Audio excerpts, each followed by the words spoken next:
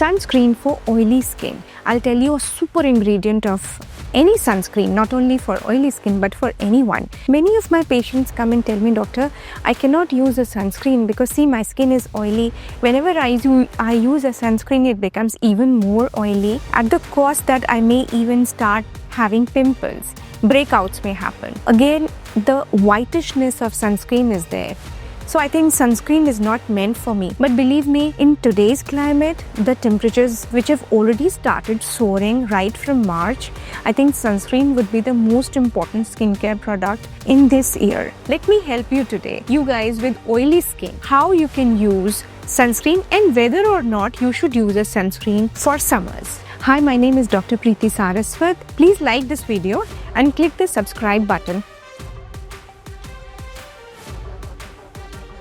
Let us discuss whether we should use a cream base or gel base or spray or a stick. Now, gels are very good for oily skin because being aqua based, they will not increase the oiliness and they will not clog the pores. So they are non-comedogenic for you and it will help you in decreasing the oil secretion also. If you use a cream based sunscreen, then having oily skin, the oil may increase. So a cream-based sunscreen would be good for a dry skin type. Then sticks would be better for under eyes and sprays can be good for somebody who is having, for children for example. But then now there have been studies that if there is titanium dioxide in sprays, it can be carcinogenic. Therefore, sprays not only being of titanium dioxide in them, but also if you don't inhale, it would be better. And it is difficult to find out how much we should spray. So if you are applying on somebody, then maybe there is a glistening appearance of sunscreen. Leaving all that aside, for oily skin, we should always go for gel-based, aqua-based sunscreen. Number 2, your sunscreen should be a broad spectrum sunscreen. By broad spectrum, FDA means UVA, UVB. You should be protected from both of them. But then now we see a lot of blue light, which is high energy visible light coming out from your screens, from your LEDs, from your televisions. You also need protection from this and also infrared rays. So a broad spectrum will help you in protecting from all of them. Now I came across a video only recently when somebody was saying do not apply sunscreen at all because your skin will absorb whatever you put on your skin. Now research says that absorption of more than 0.5 nanogram per ml should be alarming. But then toxicology of every product is different and therefore we should always see how much the product is being absorbed, whether it will harm you or not. Technically, sunscreen can be divided, rather ingredients of sunscreen can be divided into physical part and chemical part.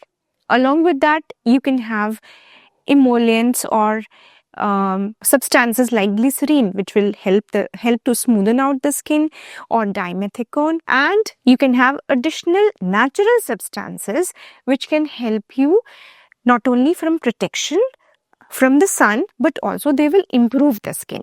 Let us come to all of them one by one. Don't forget to like this video and drop a comment if you want to say anything.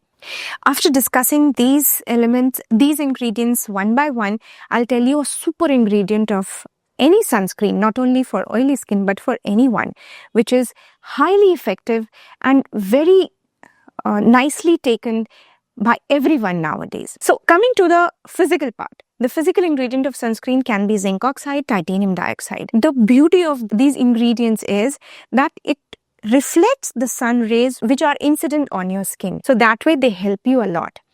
The chemical part of sunscreen, which is not very welcome, which is actually banned also in many countries and which we should be very cautious about, like oxybenzone, octinoxate, avobenzone. These are those components which imbibe the sun and they, in due process, they get denatured. So they themselves start producing the ROS, the reactive oxygen species, which can damage your skin cells. So if you are out in the sun and you have applied a chemical sunscreen, then you should reapply it after some time, after an hour, after 2 hours, so that the ROS from these denatured chemical ingredient of the sunscreen does not cause harm to your own skin. The third was, I was telling, vitamin E, aloe vera and glycerin, which will help, moisturize your skin and make the sunscreen feel better. There is something called dimethicone, which will help the sunscreen to be very silkier and smoother. One of the most useful natural ingredients can be sunflower, rosemary, avocado extract, then orange extract. Coming to one of the most beautiful ingredients of new generation sunscreen, which is synthetic melanin. Now, melanin is that part of your skin which gives color to it.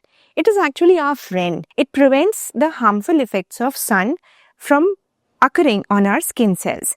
Now, if this melanin is in the sunscreen and we put it over the skin, then the beneficial effects of sunscreen of synthetic melanin would be produced by the sunscreen itself, protecting the rest of the skin inside. Hope this helps. Do share this video with someone who is having oily skin and is afraid of getting acne after using the sunscreen. If you want to know about sunscreen in detail, click the link on the left. And if you want to know about retinol, the researches about retinol, please click the link on the right.